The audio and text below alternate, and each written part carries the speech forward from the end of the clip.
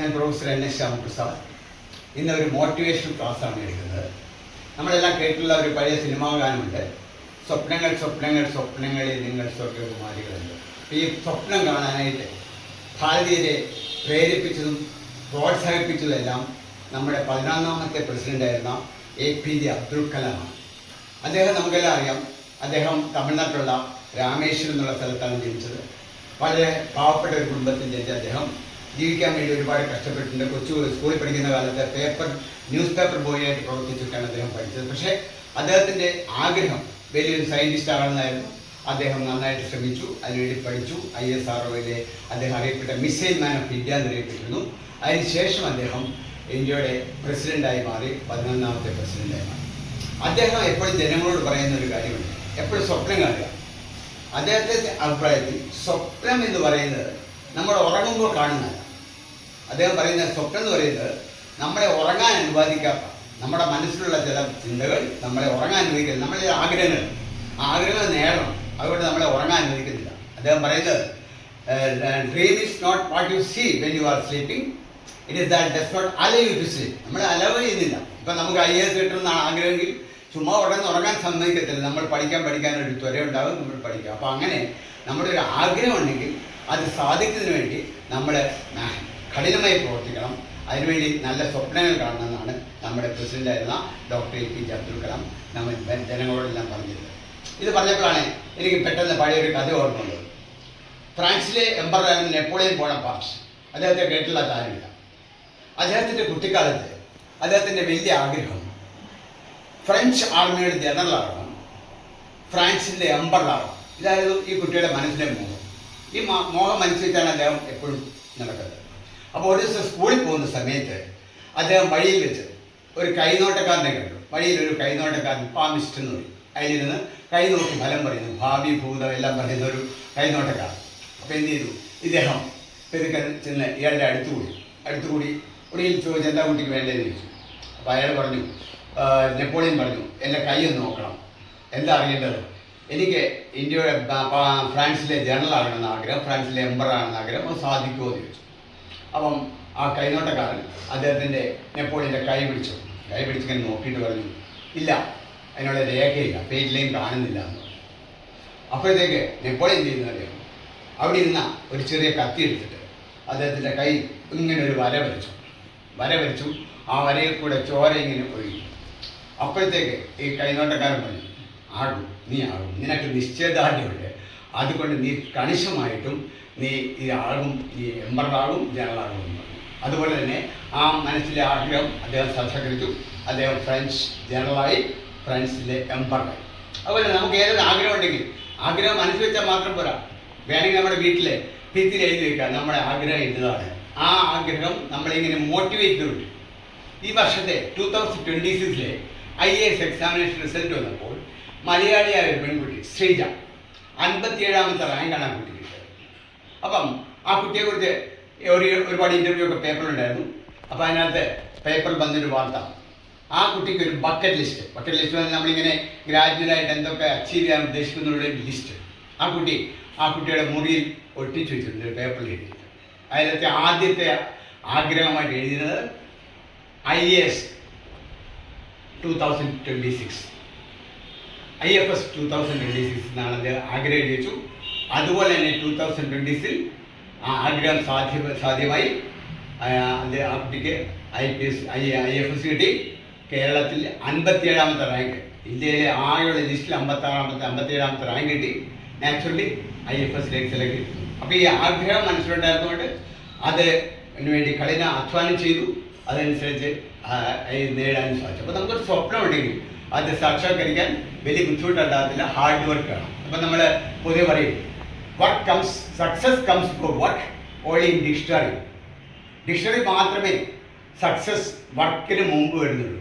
ബാക്കി എല്ലായിടത്തും hard work ചെയ്താൽ മാത്രമേ സക്സസ്ഫുൾ ആകാൻ സാധിക്കത്തുള്ളൂ. ആർക്കെങ്കിലും ഒരു പർട്ടിക്കുലർ ആഗ്രഹമുണ്ടെങ്കിൽ അത് സാധിക്കാനായിട്ട് ഹാർഡ് വർക്ക് ചെയ്യാൻ തയ്യാറാണെങ്കിൽ കണിശമായിട്ടും ആഗ്രഹം സാധിക്കാം. നമുക്കറിയാവുന്നൊരു ഫേമസ് ഫിലിം സ്റ്റാറാണ് അമിതാഭ് ബച്ചൻ എന്ന് പറയുന്നത്. അമിതാഭ് ബച്ചൻ കുട്ടിക്കാലത്ത് തൊട്ട് ആഗ്രഹം ഒരു സിനിമാ നടനാണ്. അദ്ദേഹം കുറച്ച് വലുതായി കഴിഞ്ഞപ്പോൾ സിനിമാ രംഗത്ത് കയറാനായിട്ട് പ്രൊഡ്യൂസർമാരെ ഡയറക്ടർമാരെയൊക്കെ കണ്ടു. അദ്ദേഹത്തിൻ്റെ പിതാവ് ഒരു കവിയായിരുന്നു, ഹരിവംശ റായ് ബച്ചൻ എന്നാണ്. അദ്ദേഹത്തിന് ഇൻഫ്ലുവൻസ് ഉണ്ടായിരുന്നു. അങ്ങനെ പല പ്രൊഡ്യൂസേഴ്സിനെ ഡയറക്ടേഴ്സിനെ കണ്ടു. പക്ഷെ അവരെല്ലാം അമിതാഭ് ബച്ചന് ചില ഡിഫക്ട്സുകൾ. പേര് സുഖമില്ലാത്ത പേരാണ് അമിതാഭ് ബച്ചൻ. രണ്ടാമത് പൊക്കം ഭയങ്കര ഹൈറ്റാണ്, 6 അടി 2 ഇഞ്ചോ 3 ഇഞ്ചോ ഉണ്ട്. സൗണ്ട് ശരിയല്ല. ഇതെല്ലാം പറഞ്ഞ് അദ്ദേഹത്തെ ഡിസപ്പോയിൻറ്റഡ് ആക്കി. പക്ഷേ അമിതാഭ് ബച്ചനൊന്നും വിട്ടില്ല. അമിതാഭ് ബച്ചൻ വീണ്ടും ശ്രമിച്ചുകൊണ്ടിരുന്നു. അങ്ങനെ 1969 അദ്ദേഹം ആദ്യമായിട്ട് സിനിമയിൽ അഭിനയിച്ചു. സാത്ത് ഹിന്ദുസ്ഥാനി എന്നൊരു സിനിമയിൽ അദ്ദേഹം അഭിനയിച്ചു. അതോടെ അദ്ദേഹം പിന്നെ സിനിമാ രംഗത്ത് അദ്ദേഹത്തിനെ സംബന്ധിച്ചിടത്തോളം സ്കൈ വാസ് ദ ലിമിറ്റ്.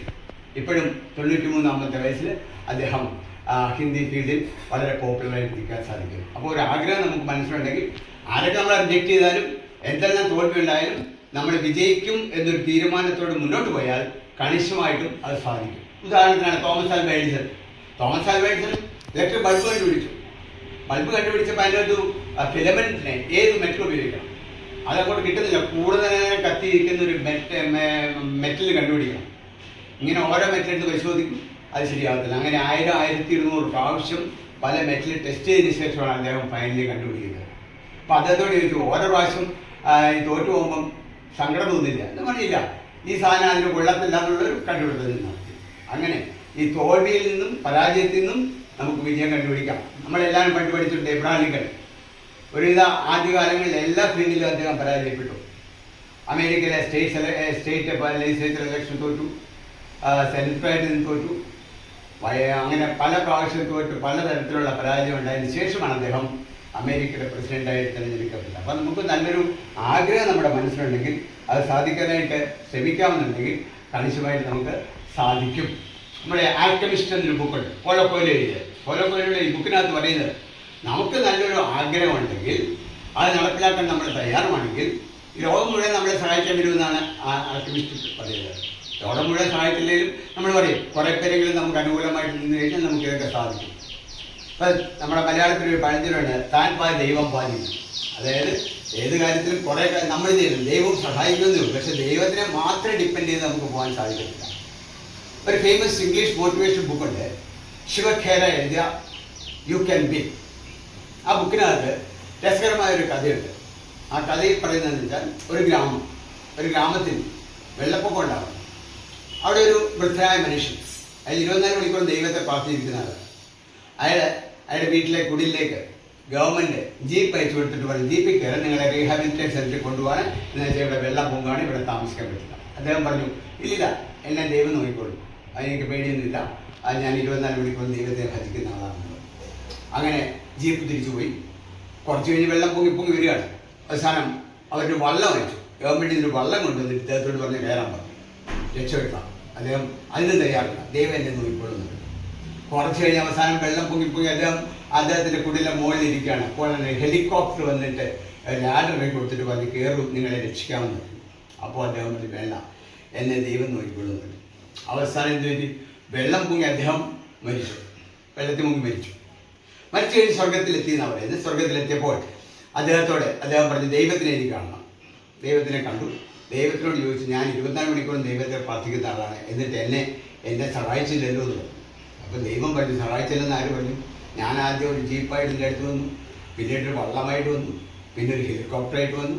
ഈ സമയത്തൊന്നും എൻ്റെ സഹായം നീ ഉപയോഗിച്ചില്ല. അപ്പം നമുക്ക് ഓപ്പർച്യൂണിറ്റീസ് കിട്ടിയാൽ മാത്രം പോരാ, നമ്മളത് ഉപയോഗിക്കണം. ഉപയോഗിച്ചില്ലെങ്കിൽ നമുക്ക് വിജയിക്കാൻ സാധിക്കത്തില്ല. അപ്പോൾ ഏത് കാര്യത്തിലും നമുക്ക് എന്ത് ഒബ്സ്റ്റക്കിൾസ് ഉണ്ടെങ്കിലും അത് തടഞ്ഞ് പ്രവർത്തിക്കാനുള്ള തീരുമാനം എടുക്കണം. ഫെയിലിയർ ഉണ്ടായാൽ അത് ഡിസപ്പോയിൻ്റ് ആകാൻ പാടില്ല. അതുപോലെ തന്നെ പ്രധാനപ്പെട്ട ഒരു ഫേമസ് ബുക്കുണ്ട്, don't say yes when you must say no. Herbert Fensterheim ഒരാൾ എഴുതിയ ബുക്കാണ് don't say yes when you must say no. ഇത് നമുക്ക് പറ്റുന്ന ഏറ്റവും വലിയ ഡ്രോബാക്കാണ്. നമ്മളെ പല സുഹൃത്തുക്കളും ബന്ധുക്കളും ഒക്കെ പല കാര്യം ചോദിക്കുമ്പോൾ നമുക്ക് നോ പറയാൻ മടിയാണ്. നമ്മൾ എല്ലാത്തിനും എസ് പറയും. ഇങ്ങനെ എസ് പറഞ്ഞ് എല്ലാവരും പ്ലീസ് ചെയ്യപ്പോഴും നമ്മളുടെ കാര്യം ശരിയാകത്തില്ല. നമ്മൾ പഠിക്കാനിരിക്കുമ്പോഴായിരിക്കും ഒരു സുഹൃത്ത് വരുന്നപ്പോൾ ആ സിനിമയ്ക്ക് പോകാമെന്ന് പറഞ്ഞാൽ നമ്മൾ സിനിമയ്ക്ക് പോയി കഴിഞ്ഞാൽ നമ്മൾ പഠിക്കാനുള്ള സമയം പോകും. അല്ലെ പ്ലീസ് ചെയ്യണ്ട. നമുക്കിപ്പോൾ എല്ലാവരും പ്ലീസ് ചെയ്ത് നമുക്ക് ജീവിക്കാൻ പറ്റില്ല. കഥയിൽ സാധാരണ പറയാറുണ്ട്, 1 who tries to please everybody pleases nobody. അതുപോലെ ഈ ചില ബുക്കുകളിൽ പറയാറുണ്ട്, നമ്മൾ ഐസ്ക്രീം കച്ചവടക്കാരനോ അല്ലെങ്കിൽ ഐസ്ക്രീമോ അല്ല എല്ലാവരും പ്ലീസ് ചെയ്യാൻ. നമ്മളുടെ കാര്യം നോക്കാം, നമ്മുടെ കാര്യം നന്നായിട്ട് പ്രവർത്തനം ചെയ്യുക. അങ്ങനെയാണെങ്കിൽ നമുക്ക് ഏത് ആഗ്രഹങ്ങളുണ്ടെങ്കിലും അത് സാധിക്കാൻ, അത് നമുക്ക് നേടിയെടുക്കാൻ സാധിക്കും. അതുപോലെ ഒരു ബുക്കിൻ്റെ കൂടെ കാര്യം ഞാൻ പറഞ്ഞിട്ട് നിർത്താണ്. സീക്രട്ട് എന്നൊരു ബുക്കുണ്ട്. സീക്രട്ട് എന്നൊരു ബുക്ക്, ആ ബുക്ക് 2009 ഒരാൾ എഴുതിയ ബുക്കാണ്. അതിനകത്ത് പറയുന്നത് എന്താ വെച്ചാൽ, എല്ലാ മനുഷ്യർക്കും ഒരു കഴിവുണ്ട്. നമുക്ക് നല്ലൊരു ആഗ്രഹം ഉണ്ടായാൽ അതൊരു പോസിറ്റീവ് എനർജി നമുക്ക് വരും. ആ പോസിറ്റീവ് എനർജി കൊണ്ട് നമുക്ക് ഈ കാര്യം നടപ്പിലാക്കാൻ സാധിക്കും. അപ്പോൾ ഏതൊരു വ്യക്തിക്കും ഒരു ഉദ്ദേശം ഉണ്ടായിരിക്കണം, ഉദ്ദേശം സാധിക്കണം എന്നൊരു ആഗ്രഹം ഉണ്ടായിരിക്കണം. ആ സാധിക്കാനായിട്ട് ഹാർഡ് വർക്ക് ചെയ്യാൻ തയ്യാറായിരിക്കണം. ഇത് തയ്യാറാണെന്നുണ്ടെങ്കിൽ ആർക്കും. അപ്പോൾ നമുക്കൊരു ഉദ്ദേശം ആദ്യം വേണം. ഇപ്പം നമ്മളൊരു വീട് പണിയാന്നുണ്ടെങ്കിൽ നമുക്കൊരു വീടിൻ്റെ ഒരു പ്ലാൻ ഉണ്ടായിരിക്കണം, ഒരു ബ്ലൂ പ്രിന്റ് ഉണ്ടായിരിക്കണം. ബ്ലൂ പ്രിന്റ് ഉണ്ടെങ്കിൽ നമുക്കൊരു വീട് പണിയാൻ പറ്റും. അല്ല ബ്ലൂ പ്രിന്റ് ഒന്നും നമുക്ക് വീട് പണിയാൻ പറ്റും. നമ്മൾ റെയിൽവേ സ്റ്റേഷൻ വരുന്നു, എവിടെയാണ് പോകേണ്ടത് നമുക്ക് അറിയണ്ടേ? ഒരുപാട് ട്രെയിൻ വരുന്നു, നമുക്ക് ഉദ്ദേശമില്ലെങ്കിൽ നമുക്ക് എങ്ങും എത്താൻ സാധിക്കത്തില്ല. അപ്പോൾ നമുക്കൊരു ഉദ്ദേശം ഉണ്ടായിരിക്കണം, ലക്ഷ്യം ഉണ്ടായിരിക്കണം. ആ ലക്ഷ്യം അച്ചീവ് ചെയ്യാനായിട്ട് ഹാർഡ് വർക്ക് ചെയ്യാൻ തയ്യാറായിരിക്കണം. അങ്ങനെ ഹാർഡ് വർക്ക് ചെയ്യാൻ തയ്യാറാണെങ്കിൽ നമുക്ക് ഏത് കാര്യവും അച്ചീവ് ചെയ്യാൻ സാധിക്കും. അതുകൊണ്ട് APJ അബ്ദുൽ കലാം പറഞ്ഞ പോലെ സ്വപ്നം കാണുക, നല്ല സ്വപ്നങ്ങൾ കാണുക. നെഹ്റു പറയാറുണ്ട്, hitch your wagon to the star. അങ്ങനെ അറ്റത്തെത്താനായിട്ട്, ആ നക്ഷത്രത്തിൽ എത്താനായിട്ട് പ്രവർത്തിക്കുക. അപ്പോൾ നമുക്ക് അടുത്ത ചന്ദ്രനിലോ എങ്കിലും എത്താൻ സാധിക്കും. അതുകൊണ്ട് ഉയർന്ന ചിന്തകളുണ്ടായിരിക്കുക, ഉയർന്ന ആഗ്രഹങ്ങളുണ്ടായിരിക്കുക. അതൊന്നും നമുക്ക് കുഴപ്പങ്ങളാകത്തില്ല, നല്ലതായിട്ട് വരുള്ളൂ. ഇതിനോടൊപ്പം ഒരു കവിയുടെ 2 വരി കൂടെ SW ലോങ്ഫെല്ലോ, അമേരിക്കയിലെ ഫേമസ് പോയിറ്റാണ്. അദ്ദേഹം പറയുന്നുണ്ട്, heights by great men reached and kept were not attained by a sudden flight. They, when their companions slept, were toiling upward in the night. അതായത് വളരെ ഉയർന്ന സ്ഥലത്തെത്തിയവർ വെറുതെ കിടന്ന് ഉറങ്ങിയിട്ടല്ല ഈ സ്ഥാനത്തെത്തിയത്. അവരുടെ സുഹൃത്തുക്കളെല്ലാം കിടന്ന് ഉറങ്ങുമ്പോൾ ഈ വാസ് ടോയിലിംഗ് അപ്വേർഡ് ദ നൈറ്റ്. രാത്രി മുഴുവൻ മിഡ് നൈറ്റ് ഓയിൽ എന്ന് പറയും. അതായത് രാത്രി ഇരുന്ന് പഠിച്ച്, നമ്മളിപ്പോൾ എബ്രഹാം ലിങ്കനെ പോലും പറയാറുണ്ട്, എബ്രഹാം ലിങ്കൻ പഠിക്കാൻ വീട്ടിൽ ലൈറ്റിലായിരുന്നു.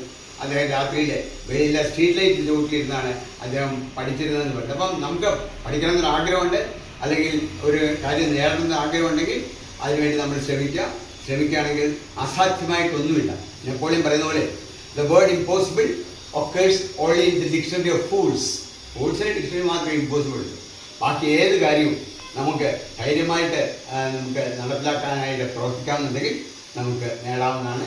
ഇതൊരു പാഠമായിട്ട് പ്രത്യേകിച്ച് വിദ്യാർത്ഥികൾ ഇത് മനസ്സിൽ കരുതേണ്ടതാണ്. Okay, thank you.